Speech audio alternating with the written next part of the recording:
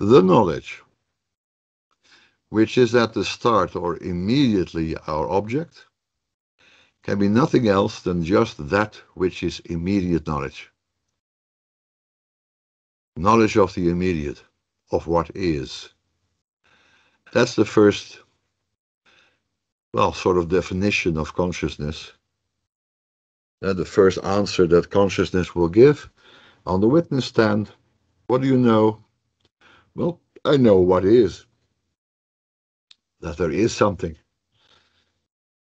out there. That's immediate knowledge. That's therefore knowledge of the substantiality. And this immediacy signifies substantiality. It's out there, like a definition. Immediate, no intermediate steps, no reflection necessary. Now, first Hegel makes a statement here about his method. We have in dealing with it, when we try to understand what this immediate knowledge is, we have to proceed in an immediate way. So we have to take it as it is. The consciousness that we are going to discuss has immediacy as its structure, and we have to look at it the same way. Simply have to take it as it is. To accept what is given, not altering anything in it as it is presented before us, and keeping mere apprehension free from conceptual comprehension. I mean, we might start with the whole theory. We might say, well, knowledge of the immediate, that is this or that, and it presupposes this or that. No, we really want this position to make its case. We are not going to interrupt the witness. The witness is saying, well, I know what is immediately. Well, you might say, well, that can't be true, and I know this, and I know that, and I know exactly where you were at the same time, as if we are catching someone in a lie. No, we are letting consciousness speak for itself and explain itself. So consciousness says, I know immediately what is. Okay, well, explain that to me. Explain that to me. Well, then here in the second paragraph, consciousness is explaining itself. However, that's the second thing that we need to understand. It's the philosopher that has to speak for it. Natural consciousness, precisely because of its immediacy, doesn't have the power, doesn't have the intellectual capacity to really explain itself.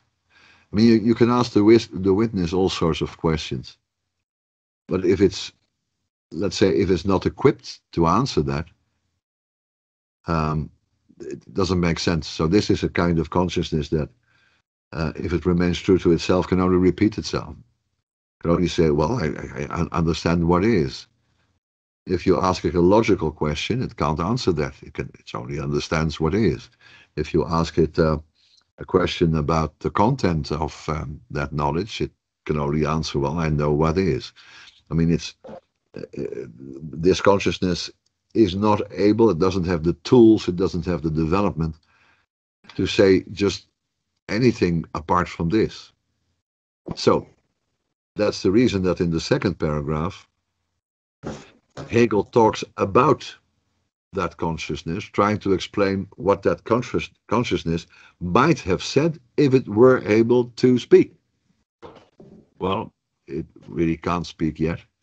The concrete content which sensuous certainty furnishes, sensuous here being another word for this immediacy, but then connected to our senses. I grasp the world as it is because I can see and smell and hear it, which sensuous certainty furnishes, makes this prima facie appear to be the richest kind of knowledge. Well, nothing is excluded. If I say I know the world as it is, well, nothing is excluded. Everything that is out there, I can know about. If I say being, I mean everything. So it's a knowledge of endless wealth. Every experience that I can have with my senses is one of an infinite series of experiences. I experience the world through my senses till the moment I die, and I see colors and I see shapes and etc. So it seems to be the richest kind of knowledge, to be even a knowledge of endless wealth, a wealth to which we can as little find any limit when we traverse its extent in space and time. I mean, if I move to the other end of the universe, I'm still gathering information. I have more knowledge. If I live for 1,000 years, those 1,000 years will give me individual experiences all the time. No experience will ever be the same. So when we traverse this extent in space and time, where that content is presented before us, as when we take a fragment out of the abundant it offers us, and by dividing and dividing seek to penetrate its intent. So we can also see the infinity of this consciousness if we just take one experience and analyze it into its component parts. But it's almost infinite. We can never reach an end there. I can have this wonderful experience and I can look at the psychology of it and the content of my perceptions and the meaning and the relationship between things. Uh, People sometimes in Zen philosophy and in Buddhist philosophy talk about contemplation in that way. Yeah? I can contemplate using the color red as a starting point. And that's an endless meditation on that color red. So if someone says, well, I know the world as it is, that signifies, that means something of an enormous wealth of content, because nothing is excluded. You know everything, or at least in principle, you can know everything. It's infinite in extension, but it's also infinite in intensity. That is to say, I could go down in any experience and find even more elements of experience there. Besides that, it seems to be the truest, the most authentic knowledge. That's the third thing to say here. Because there are no intermediate steps, at least in theory, nothing is between me and the reality. There's no reflection going on, no thought intervening, no statement intervening, no logic intervening. Seems to be the most authentic. I mean, I'm sitting at this table and I'm leaning forward a little bit, so I feel my weight resting upon the desk giving me equal power, equal force back, and that's an experience. Now I have described it using all kinds of categories that I'm unsure of, but the sensation is simply that there is something going on there, and I can analyze it and find maybe how it works, but that becomes then more prone to error. If I simply say, well, there is something here, I cannot make any mistake. And it is an individual, unique experience that I have. You don't have that. If you rest your arms on your desk, it's a completely different experience. Um, we can't compare that. We don't have language to compare that yet. We're simply saying, well, it is. So it seems to be the truest, the most authentic knowledge, because it's something that we can't have any error in. We can't make a mistake. For it has not as yet dropped anything from the object. It has the object before itself in its entirety and completeness. Even if the experience is mostly of a tree, just as an example, every experience is an example of this sense certainty. So let's say I'm going down in my garden and I'm looking at the tree in my garden. Well, I know everything, and I express everything that I can know about it by saying, well, there is a tree in my garden. I'm allowed to use a name in this instance, so you know what I'm talking about, with mere language. There's a tree in my garden. The only thing I know is that something is there, and I happen to call that a tree. it has the object before itself in its entirety and completeness. If I say about a tree that the tree is, or is in my garden, I'm not leaving anything out. That's the full extent of the reality that I'm talking about, right? There's a tree in my garden. What else is there to say? This is an absolute knowledge. It is absolutely true that a tree is in my garden. If and for as long as I'm standing in front of it. I'm now saying that while in my study, I'm not sure that the tree is in my garden. I don't know. That's a memory. My memory can be at fault. So now it's not absolute knowledge that the tree is in my garden. Only when I'm standing in my garden looking at a tree is it absolute knowledge. I can say the microphone is on my desk because I'm here looking at it. But when I go down, I'm looking at a tree, I'm certain that the tree is there. But that the microphone is on my desk, that's a memory. And I can't be sure of my memories. So it depends on where you are in the world, whether or not you can claim something to be absolutely true. I could claim only truth for what I'm experiencing here and now. And I can only claim truth for the barest minimum of what I'm going to say about it. That is, I will give it a name, and it doesn't matter what's in the name, actually. And will only say something exists here, something is here. That's the way that this sensuous knowledge will protect itself from the attack on it. You're mistaken. No, I can't be mistaken. I'm looking at it right now. I can't be mistaken. Now, if someone is in another room and he doesn't see me in my room, he may ask me, what is the reality that you're looking at? And I could say, I'm looking at my microphone. The other guy in the other room can't be sure of that. It's merely a claim. It's a statement. But for me, only for me, it has absolute truth. This bare fact of certainty, however, that's the third characteristic, actually. It's immediate knowledge, it's infinite knowledge, and it is certain knowledge. This bare fact of certainty, however, is really and admittedly the abstractest and the poorest kind of truth. Now, this is not something that the witness will tell us under oath, but this is something the lawyer might remark. You have told us about this rich knowledge, you've told us what you say about the reality. But let me tell you, sir, that actually what you're talking about is a poor kind of truth. You say it's abundant, it's authentic, it's complete, but you're not saying anything interesting.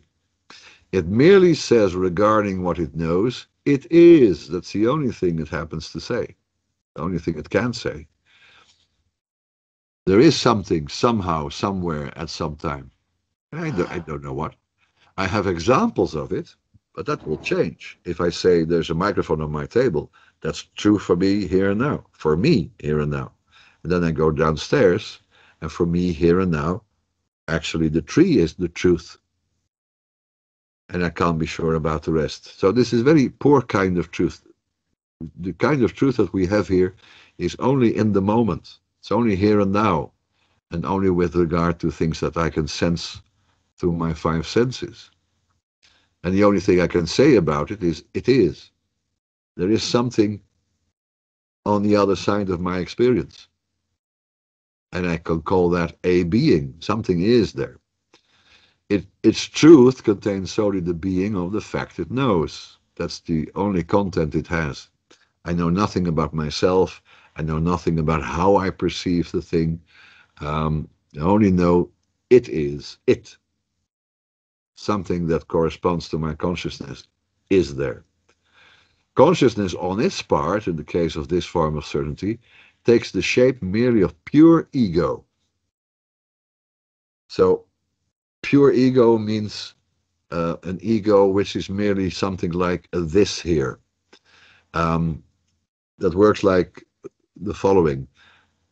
When asked about the truth of being, I say there is a microphone in front of me. This me means there is something in the same space. It's over here. I'm looking at it. That's the only thing I know about myself, that I need to be in front of something in order to see it. It's the most abstract kind of object, but it's also the most abstract kind of subject. It's the most immediate. The only thing I know about myself in this, at this level of consciousness, is that I'm here, and that here is the object, and I know of this object that it is. That's the only thing I know. And the I involved here, the ego involved here, is just about the same as this here. By the way, that is the way that in many languages the word for I actually appeared. It started out as a demonstrative pronoun, like this and there and over there, and words like this. So, for instance, in Latin, it was H-I-C, hic, and then it developed into the German languages, in Dutch, for instance. It dropped the H, and then it was ik. Ik is the same as I in Dutch, coming from the Latin hic, and hic meant over here, this here, this demonstrative pronoun.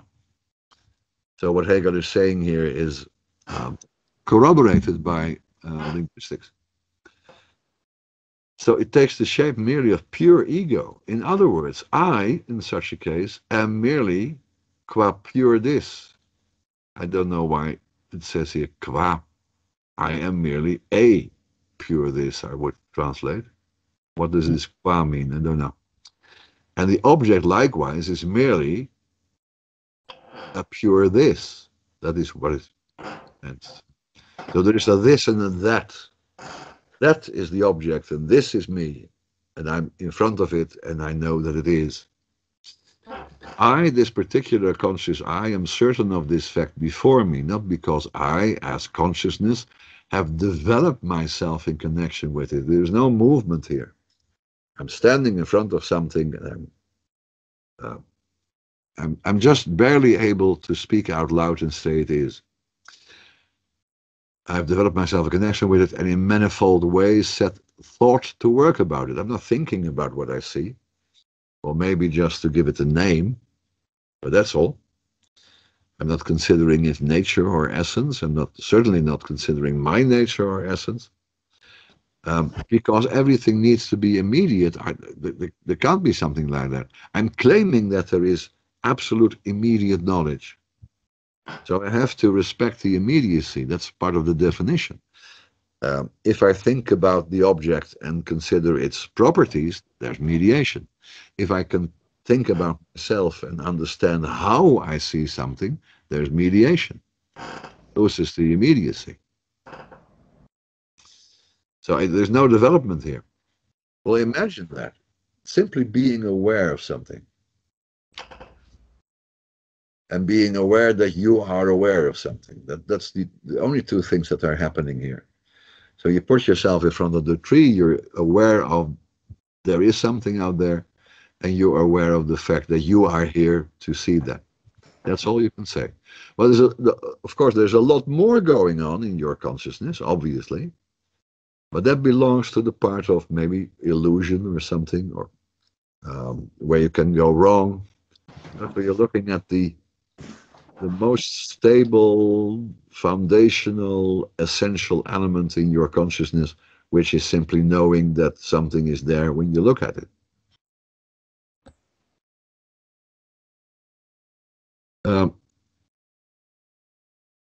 Where were we? No development. And not again because the thing of which I'm certain in virtue of its having a multitude of distinct qualities, was replete with possible modes of relation and a variety of connection with other things. So there is also on the side of the object that I'm aware of, there is no complexity, no connection with other things, no distinction in qualities. I'm not looking at the microphone and consider its height, its width, its color, just as it is there. Neither has anything to do with the truth sensuous certainty contains. The truth of sensuous certainty is nothing more than that something is.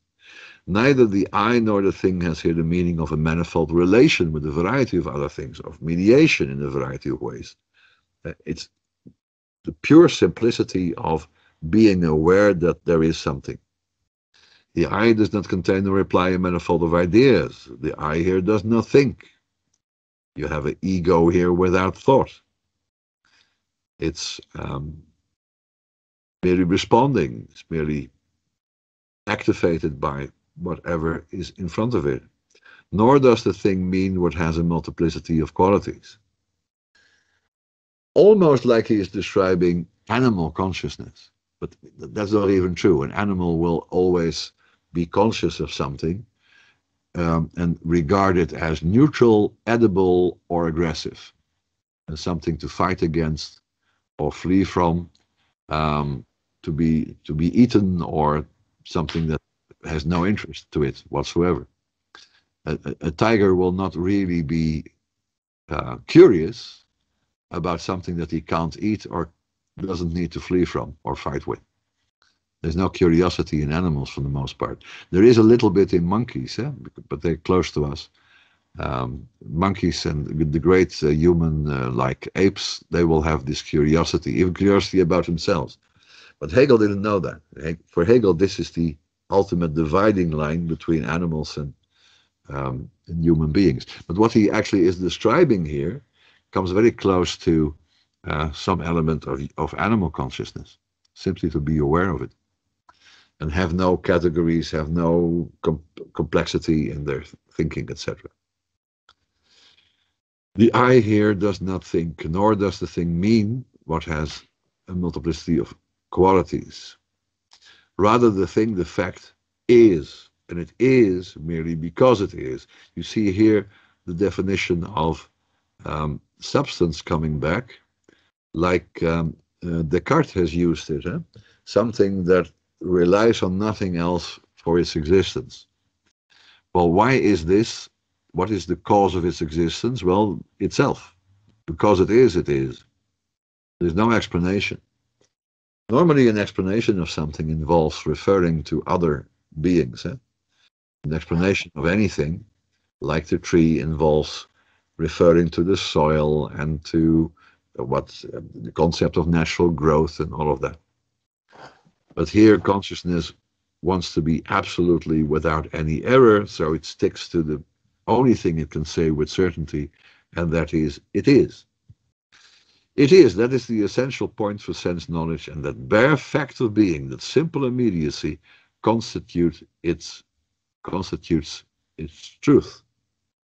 In the same way, the certainty qua relation, certainty as relation, the certainty of something, is an immediate pure relation. Consciousness is I, nothing more, pure this. The individual consciousness knows a pure this, or knows what is individual. That is the important thing. Okay, that is the statement of the witness, so to speak, guided by this very able lawyer. Well, I want you to tell the truth, the whole truth, and nothing but the truth, and this is what you actually have to say. Well, the lawyer has to help the witness because he's like a child, and he can only repeat himself, and he can't really explain himself. Now, Hegel has helped us understand the explanation. Okay, so what is involved in this position? We want to be a non-complex, simple consciousness of a non-complex, simple entity, whichever is in front of me. Everything that I see is an example of what is. And the only real thing I can say about it with certainty is that it is. Now, there is no single human being, alive or dead, that will ever have merely this consciousness, obviously. But we know about we know lots of things about the world, way more than this. But this is everyday consciousness at its normal philosophical level, at its most basic level of expression. If you take out all the things that we know but are unsure of, that we don't have certainty about, if you drop all of that, then the only thing you're left with is this. And that is how actually we purify our everyday consciousness to speak out its, let's say, its inner philosophy, its foundational philosophy. Every consciousness has a philosophical position underneath it. And the most basic, the most simple philosophical position is this. Now, Hegel didn't simply imagine this. He had an example in the Greek philosopher Parmenides, who actually is his source for all of this. So if you want to understand the implicit philosophy in this, you take a look at Parmenides. Parmenides is the philosopher who said there's only one thing to understand, that's being, nothing else. And everything other than that is human error. If we talk about color, we can be mistaken. If we talk about shape, we can be mistaken. That's mortal so-called knowledge, and it's not really knowledge. The only true thing that we can say is that being is. That's the only philosophical thing worthwhile. And he wrote this wonderful myth that he was carried up to heaven in a chariot, and then he met the goddess of truth, and she informed him that the only truth that the gods actually know and appreciate, in the light of which everything is known, the one truth that the gods know about is being is. So he came down from heaven in his chariot and he told people, look, we are mortals, so we talk about light and dark and green and red, but the ultimate, real, divine truth is everything is. Beings is. Being is. And that's what Hegel takes as a predecessor of this individual consciousness. But now this is to be marked extensively. This but. When we, that is as philosophers, now we're going to take a look at the presuppositions and everything. When we look closely, we as philosophers, we as lawyers, when we look closely to this position, I remember he wanted immediate to describe immediate consciousness immediately. So without referring to his own theories, his own problems with it. He wanted to give a voice to that natural consciousness, to that immediate consciousness. But now we are going to take a look as philosophers. We're going to analyze it. We're going to look for the hidden presuppositions and the implications of that position, try to figure out where something goes wrong. When we look closely, there's a good deal more implied. There are implications here. There are consequences of that position that aren't expressed yet, and certainly not expressed in the position itself. Being is. There's a good deal more implied in that bare pure being, which constitutes the kernel of this form of certainty, and is given out by it as its truth. So there is a presupposition at work here. A concrete, actual certainty of sense is not merely this pure immediacy. Now we have the contradiction. It's an example, an instance of that immediacy. And I used that word already. The microphone and the tree in my garden are examples of that immediacy. Well, let's consider that for a moment. Every time sense certainty is at work, it will not encounter being, it will encounter an example of being, a being. Well, does that sense certainty and the position that it holds take that into account? If you ask sense consciousness what is being, it will say this tree in front of me, or you in front of me, or the microphone on the table. The only thing it can answer with is an example. And at the same time, it's saying, well, I have the fullest and richest knowledge because I can say being is. There is something out there, etc. Now let's look at that. Let's compare these two necessary statements. If asked, what do you know? Sense certainty will give you an example. If asked, what is the truth that you know? Sense certainty will say, it's being. So there is one concept of being, and there is an infinite amount of examples. What does that tell us? Amongst the innumerable distinctions that here come to light, we find in all cases the fundamental difference. That is to say that in sense experience, pure being at once breaks up in the two thises, the I and the object. One concept of being, but there are two thises, this ego here, the subject here, and this object over there. When we reflect on this distinction, it is seen that neither the one nor the other is merely immediate, merely is in sense certainty, but is at the same time mediated. Why is it also mediated? Because it depends on the I what the object is, and it depends on the object what the I is. If someone is out in my garden looking at a tree, that tree is the object for that consciousness, not for me. So if the object depends on, the example that we can give depends on the I, then there is something like mediation going on. It depends on where I am, what kind of example I can give. Let's say I have to give testimony about an experience of yesterday, in a criminal trial, for instance. But the only thing I can positively say is whatever is right now in front of me. I will never be able to talk about an event of yesterday because I'm no longer there. If I do talk about what happened yesterday, there's mediation because my memory has to reconstruct the reality that I saw at another time than the present.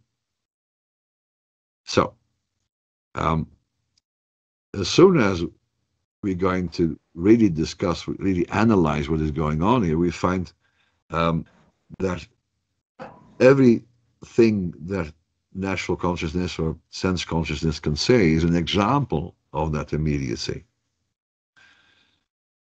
That means there is mediation going on. The I is not immediate. The object is not immediate. There's a mediation going on. I have the certainty through the other, that is, through the actual fact, the object. And this again exists in that certainty through another, that is, through the I. So how can I be certain of anything? Well, because of the object. Well, how can the object be considered to be certainly this or that? Well, because of the I that is standing in front of it. Cannot talk about the object of sense consciousness being without taking a look at myself also. And I can't talk about myself without referring to something that is my object. But that is mediation. That is why any given object is merely an example of something more universal. The ego is capable of looking at a vast range of different objects and say, it is. So any object that I look at is merely an example of this universal category. Well, if you have a universal and you have instances, you have mediation. You have some kind of logic at work. We get to that later, but just in general, in order to have many, if you have many instances, many examples of one category, what is going on? Then you have to distinguish each instance from the other. The tree is not like the microphone, is not like the table. But they're all instances of this universal idea of being. Well, the idea of being is purely positive. But if I make a distinction between one and the other, there's also negation involved. I can't talk about the examples of sense certainty without using a negation, which is a logical idea. I don't simply move from one object to the other. I know that I move from one object to the other, and the other one is not the same as the first one. I know that there are different examples. So there is negation involved. All of this together makes it finally important to